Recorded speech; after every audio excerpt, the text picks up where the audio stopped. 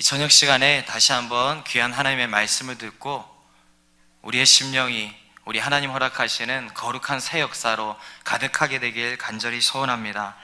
이 세상에는 찬성과 반대로 나뉘어질 수 있는 토론 주제들이 참 많이 있습니다.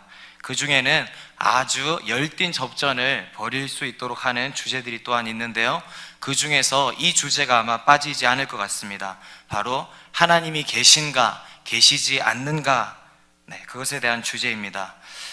유년 이부를 맡고 있던 시절에 제가 참 많이 좋아하는 한 아이가 있었습니다. 그 아이는 불신 가정에서 나오는 남자아이였는데요, 특별히 유년 이부에서 말씀을 전할 때면 뒷자리에 앉아서 그렇게 크게 아멘 아멘 하면서 말씀을 듣던 아이였습니다. 그런가 하면 학교 앞 전도에 나가도 저 멀리서부터 제 얼굴을 보고는 달려와서 기뻐하고 반기며 저를 응원하고 격려해 주던 아이였습니다. 그런데 그 아이가 작년 초에 제게 나와서 이런 이야기를 하는 겁니다. 전도사님, 제가 기도 응답을 받았어요. 하나님께서 제 기도를 들어주셨어요. 무척이나 궁금했습니다. 그게 무슨 기도였어? 그랬더니 걔가 하는 말이, 저희 집에 하늘소를 키우고 있었는데 그 하늘소가 죽었는지 갑자기 움직이지를 않는 거예요. 그래서 제가 하나님께 그 하늘소를 살려달라고 기도를 했는데 다시 하늘소가 움직였어요. 하나님께서 하늘소를 다시 살려주셨어요. 그 얘기를 들으면서 제 마음에 근심이 생겼습니다. 왜 그런가 하니까 하나님이 하늘소를 다시 살려주셨을 것이라는 그 생각은 들지 않고, 아마 하늘소가 힘이 좀 빠져 있다가 그래서 움직이지 않다가 힘을 보충한 다음에 다시 움직인 게 아닐까, 그 생각이 강하게 들었기 때문입니다. 그 생각이 듦과 동시에 속으로 하나님께 회개 기도를 드렸습니다. 하나님, 저의 믿음 없음을 용서하여 주시옵소서. 하늘소를 다시 살려주신 그 하나님에 대한 체험을 갖고 있는 이 아이라면요, 그 하나님이 계신가 계시지 않은가, 그 열띤 토론의 현장에서 어느 쪽에 있겠습니까? 찬성의 입장에 설 것입니다. 그리고 자신의 경험을 토대로 내가 기도했는데 하나님이 그렇게 들어주셨다, 하나님은 반드시 계시다, 그렇게 찬성의 입장에 선 한 사람이 될 것입니다.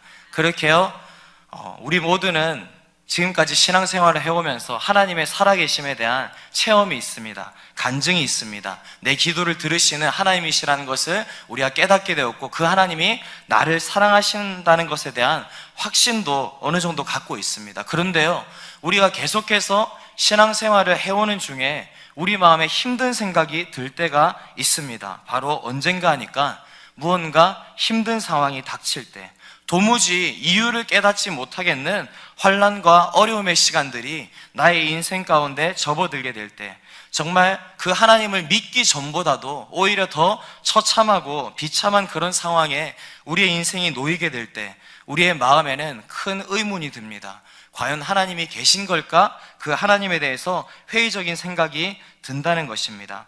아무리 하나님의 살아계심에 대해서 확신을 갖고 있었던 사람이라 할지라도 그러한 상황에 놓이게 되면 그 마음이 흔들릴 수밖에 없다는 것입니다. 지금껏 전능하다고 믿었던 그 하나님께서 과연 전능하신 분이 맞을까? 이런 질문이 생깁니다. 그런가 하면 전능하신 하나님이 맞을지라도 그 전능하신 하나님의 사랑에서 내가 제외되어지고 그 하나님께 이제는 버림을 받은 존재가 아닐까? 그러한 생각이 든다는 것입니다. 사랑하는 성도님 여러분, 저는 오늘 이 저녁 함께 나눌 말씀을 통해서 이러한 우리의 신앙생활 가운데 주어지는 어려운 질문들에 대해 답을 구하며 함께 은혜를 나누길 소원합니다. 오늘 본문의 말씀에 이스라엘 백성들의 상황은요, 아주 힘겨운 상황임에 틀림없었습니다. 바벨론이라고 하는 그 나라에 포로로 끌려가 있는 처참한 상황이었기 때문인 것입니다. 비참한 상황과 형편에 대해서 개탄하고 큰 두려움을 그 마음에 갖고 있었던 이스라엘 백성들이었던 것입니다.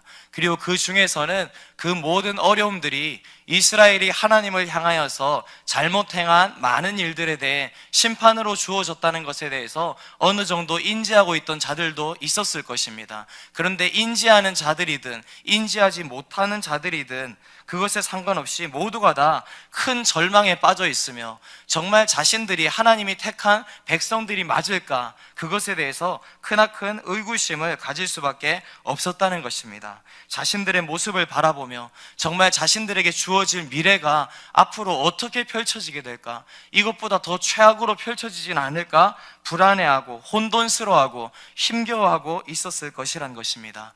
그러한 이스라엘 백성들에게 주어질 수밖에 없는 물음이 동일하게 두 가지 있었을 것입니다. 과연 하나님은 전능하신 분일까? 그 하나님의 택함을 받은 우리가 어째서 이런 상황에 놓이게 되었을까? 우리가 이제는 하나님께 버림을 받게 된 그러한 백성, 그러한 민족들은 아닐까? 그러한 생각이 들었을 것입니다. 그러한 어려운 힘든 상황에 놓인 이스라엘 백성들에게 우리 하나님께서는 오늘 이사야 선지자를 통해서 이런 말씀을 해주고 계십니다. 우리 함께 1절의 말씀을 다시 한번 읽어보도록 하겠습니다. 함께 읽겠습니다. 시작.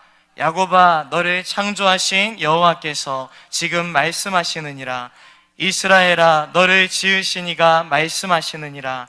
너는 두려워하지 말라. 내가 너를 구속하였고 내가 너를 지명하여 불렀나니 너는 내 것이라. 아멘. 여기서 하나님께서는 두 가지 대상을 언급하고 계십니다.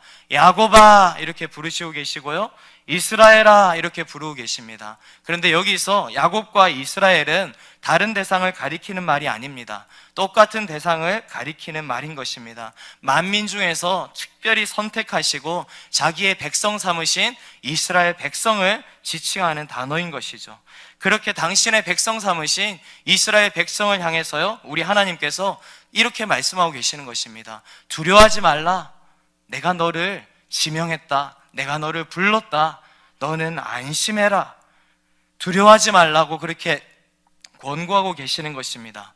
이 말이 도대체 무슨 말인가? 어찌 지금 이 상황이 두려워하지 않을 수 있단 말인가? 이 상황에서 어떻게 이들이 안심할 수 있다는 말인가? 그리고 이어서 어떤 말씀을 또 하고 계시는가? 우리 2절 말씀을 함께 읽어보겠습니다. 시작. 내가 물 가운데로 지날 때 내가 너와 함께 할 것이라. 강을 건널 때에 물이 너를 침몰하지 못할 것이며 내가 불 가운데로 지날 때에 타지도 아니할 것이요 불꽃이 너를 사르지도 못하리니. 아멘. 여러분, 근데 좀 이상하지 않습니까? 내가 너를 구속하였다. 내가 너를 지명하여 불렀고 너는 내 것이다. 그렇게 말씀하셨으면 그랬기 때문에 너는 물을 지날 일도 없어.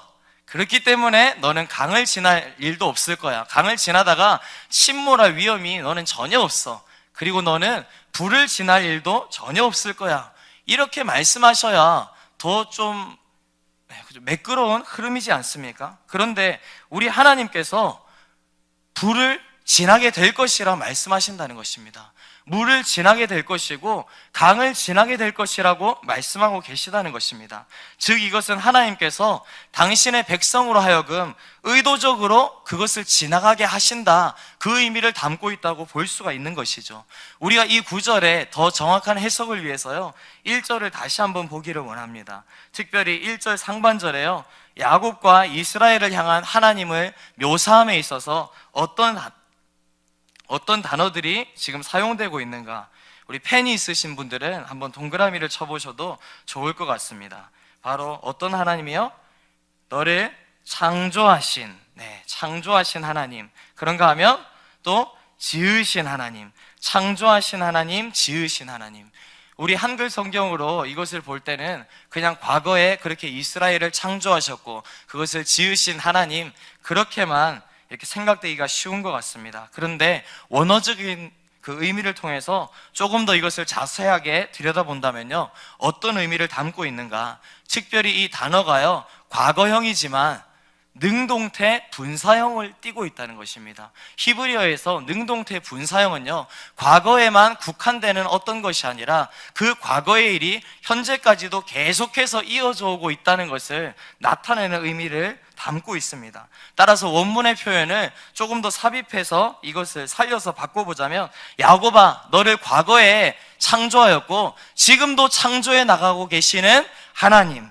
그런가 하면 이스라엘아, 너를 과거에 지으셨고 지금도 끊임없이 계속해서 쉬지 않고 지어나가고 계시는 하나님께서 말씀하시느니라. 이 의미가 된다는 것입니다.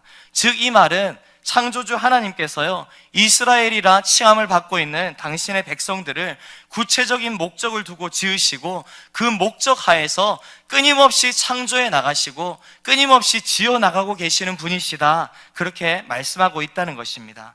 그렇기 때문에 비록 이스라엘 백성들 스스로가 보기에 지금의 상황이 절망의 끝자락이고 지금 이 뒤에는 체념과 포기 말고는 남은 것이 아무것도 없다 생각되는 상황 같아 보인다 할지라도 우리 하나님께서는 그 상황을 대하는 이스라엘이 새로운 일을 창조하실 여호와 하나님, 특별한 새 일을 이루고 지어 성취하실 그 하나님을 바라보고 희망을 품기를 원하셨다는 것입니다. 사랑하는 성도님 여러분, 이 본문에서 야곱으로 이스라엘로 불려진 대상은 오늘날 누구를 가리키는 것이겠습니까?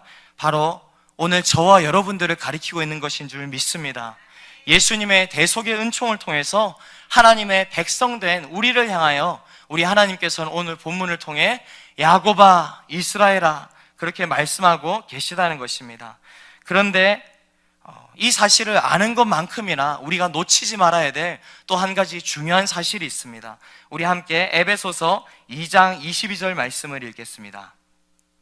에베소서 2장 22절. 화면을 보시고 함께 읽겠습니다. 시작. 너희도 성령 안에서 하나님이 거하실 처소가 되기 위하여 그리스도 예수 안에서 함께 지어져 가느니라. 아멘. 예수님 안에서 이미 거듭나게 되었고 그렇게 해서 하나님의 백성이 된 우리들이지만 여전히 이 땅 가운데서 우리의 모습은 성령 안에 그렇게 예수 그리스도 안에서 지어져가는 존재들이라는 것입니다.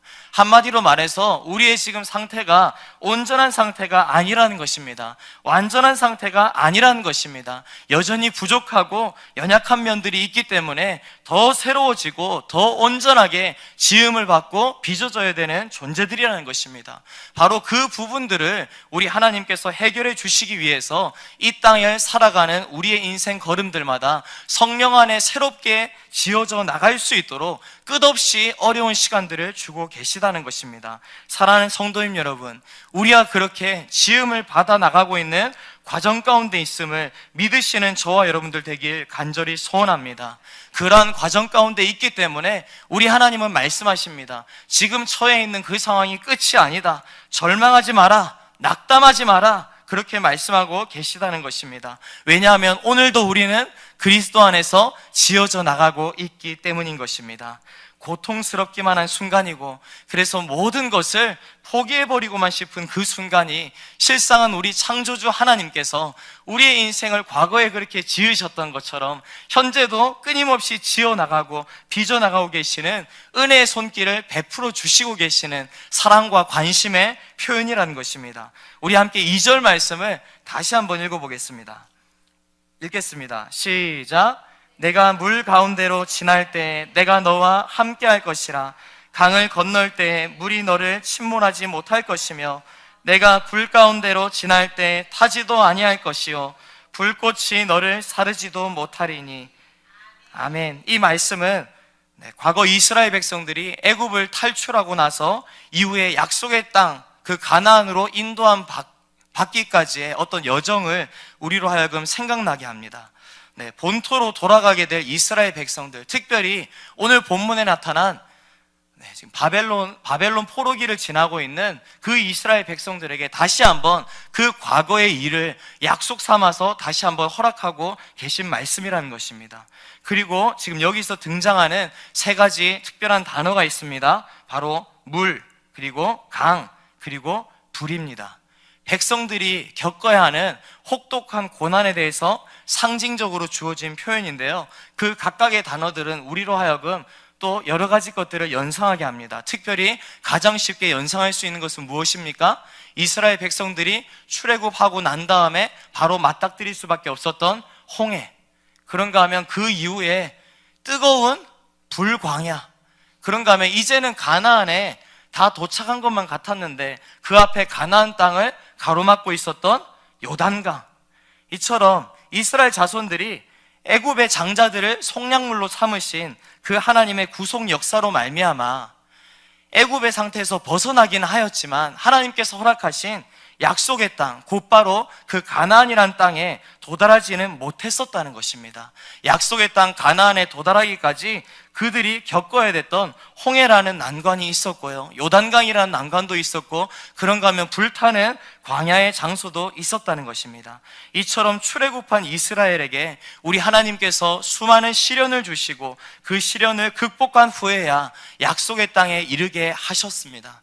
그리고 동일하게 지금 바벨론 포로기에 있는 이들도요, 역사적 사건을 통해서 봤을 때 이후에 포로의 시간 이후로 곧바로 본토로 돌아온 것이 아니라 수많은 방해와 어려움의 상황들에 봉착하는 시간들이 있었다는 것입니다. 그들을 해하려고 하는 도적대들을 만나게 되는 사건도 있었고요, 험한 산과 골짜기 등 그들이 예상하지 못하는 어려움을 직면하기도 했었습니다. 그런데 명심할 것은 그러한 어려운 상황이 있었음에도 불구하고 마침내 궁극적으로 결국 우리 하나님은 그 약속의 땅으로 인도하시고 마셨다는 것입니다. 그렇다면 어째서 우리 하나님께서는 계속해서 부족하게 행하는 이스라엘 백성들을 그냥 이제는 포기해버리시고 저버리지 않으시고 계속해서 그들에게 관심을 갖고 그들이 하나님 보시기에 합당하게 빚어질 때까지 그들을 그렇게 참고 기다려주고 계시는가? 왜 그런가? 우리 함께 3절을 읽겠습니다. 우리 함께 3절의 말씀 읽겠습니다. 시작. 대저 나는 여호와 내 하나님이요 이스라엘의 거룩한 이요 내 구원자임이라. 내가 애굽을 너의 속량물로 구스와 스바를 너를 대신하여 주었노라. 아멘. 당신의 백성을 마침내 약속의 땅으로, 본향으로, 천국으로 안전하게 인도하실 수밖에 없는 우리 하나님의 이유가 무엇인가 하니까 그들을 구원하시기 위해서 상상을 초월하는 대가를 치르셨기 때문입니다. 3절에서 특별히요, 이스라엘 백성들을 구원하시기 위해서 애굽과 구스와 스바를 속량물로 대신 주셨다, 그렇게 말씀하고 계십니다. 이 구절의 표현에서요, 애굽, 구스, 스바 이 세 지역은 다 다른 지역인 것으로 이렇게 우리에게 쉽게 생각이 됩니다. 그런데 실상은 그렇지 않습니다. 자, 나일강 하류 지역에 있던 그 지역을 가리켜서요, 하애굽이라고 했고, 그리고 그 지역을 실제로 애굽이라고 그렇게 지칭을 했었습니다. 그리고 나일강 상류 지역에 있는 그 땅을 가리켜서 구스 또 스바라고 했었습니다. 그런데 후대에 와서는요, 이 애굽 그리고 구스, 스바가 각각 따로 불리는 것이 아니라 하나로 묶어져서 전체를 가리켜서 애굽이라고 했다는 것입니다. 쉽게 말해서 지금 여기 나타나는 구스, 스바, 애굽은 각각 다른 곳을 지칭한다기보다 다 한 장소, 애굽을 나타내는 단어가 되었다는 것이죠. 그럼에도 불구하고 굳이 애굽이라고 하나로 묶어서 말씀하시지 않고 애굽 그리고 구스, 스바라고 이야기를 하시는 이유가 무엇이겠습니까? 그것은 바로 작고 작은 이스라엘 땅을 우리 하나님께서 구원하시기 위해서 그만큼 대가로 지불하신 것이 크다는 것을 잘 나타내주고 있다는 것입니다. 애굽만 해도요, 당시 이스라엘 그 나라와는 비교할 수 없을 만큼 무척이나 큰 나라였습니다. 그런데 그것과 비교할 수 없을 만큼 작은 이스라엘을 구원하시기 위해서 애굽은 물론 구스와 스바까지도 속량물로 허락하셨던 우리 하나님이셨다는 것입니다. 그런데요, 그렇게 이스라엘을 큰 대가를 주고 구속하시고 구원하셨던 우리 하나님께서요, 오늘 우리를 구원하시기 위해서는 더 말도 안 되는 엄청난 대가를 지불하셨습니다. 속량물로 치르셨습니다. 그분이 누구십니까? 바로 우리 주 되시는 예수 그리스도이신 줄 믿습니다. 여러분, 예수 그리스도가 어떤 분이십니까? 그분은 성자 하나님으로서요, 본질상 우리 하나님과 하나이신 분이시고, 그런가 하면 아버지의 영광을 동일하게 갖고 계시는 분이십니다. 만물을 창조하신 하나님이시고요, 또한 이 자리에 예배하고 있는 우리들의 주인 되기 합당하신 분이라는 겁니다. 그런데 우리와 같이 작고 미천한 존재들을 구속하시기 위해, 구원하시기 위해 이 크나큰 분을 대가로 지불하셨다는 것입니다. 하나밖에 없는 아들을 속량물로 치르셨다는 것입니다. 이처럼 너무나도 말로 형용할 수 없을 만큼 큰 하나님의 사랑이 오늘 저와 여러분들을 죄에서 자유롭게 하게 한 줄 믿습니다. 저와 여러분들을 택한 백성 되게 하셨고, 왕같은 제사장 되게 하셨고, 거룩한 나라 그의 소유가 되게 하신 그 하나님의 놀라운 일에 있어서 우리 예수 그리스도께서 속량물로, 그렇게 되었다는 것입니다.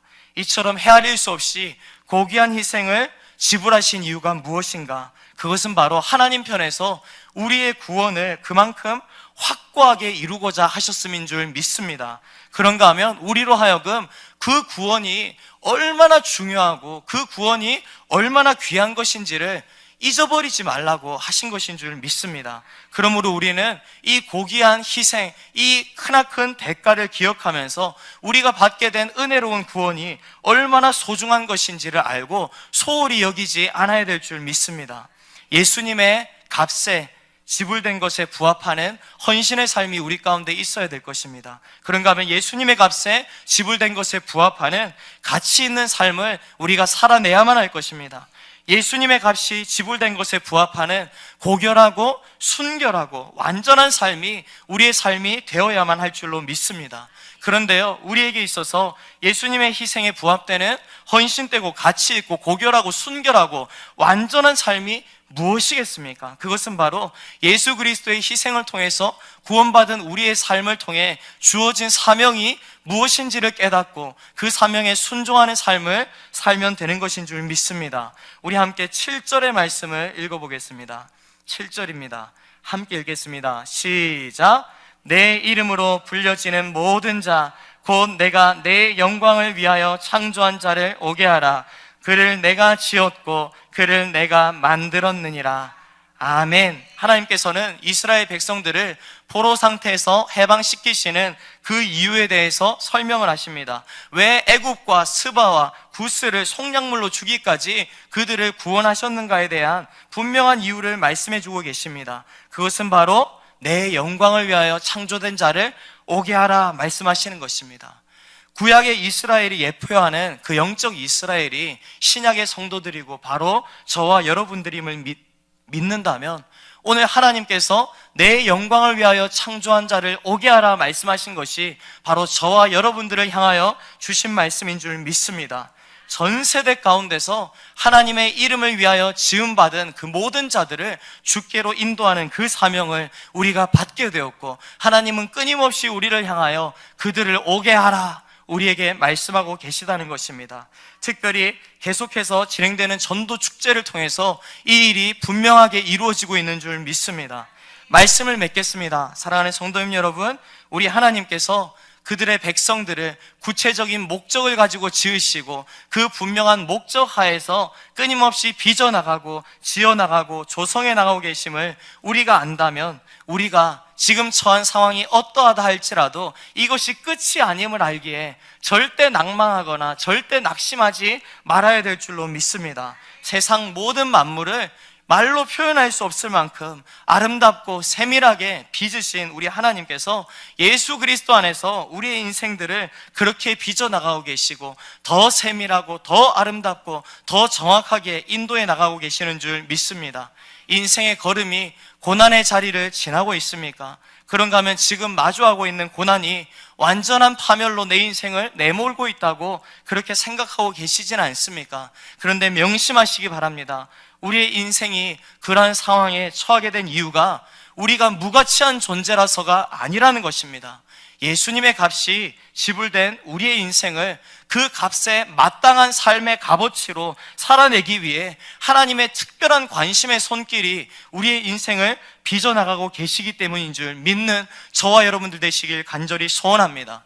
사망이나 생명이나 천사들이나 권세자들이나 현재일이나 장래일이나 능력이나 높음이나 깊음이나 다른 어떤 피조물이라도 우리를 그리스도 예수 안에 있는 하나님의 사랑에서 끊을 수 없는 줄 믿으시기 바랍니다. 그리하여 우리가 마주하는 어려움의 시간들, 상황들, 그 모든 것들이 우리를 망하게 하는 것이 아니라 우리를 더 영광스럽게 하고 온전한 모습으로 빚어나가기 위해 허락하신 우리 하나님의 은혜의 또 다른 얼굴임을 믿고 확신하며 담대함 속에서 희망을 절대로 포기하지 않는 저와 여러분들 되길 원합니다. 그리고 희망의 이유 되시는 예수 그리스도를 이 땅에 담대히 선포하며 그리하여서 하나님의 영광을 위하여 지음받은 모든 자들을 주께로 돌아오게 하는데 쓰임받는 저와 여러분들의 인생 되시길 간절히 소원합니다.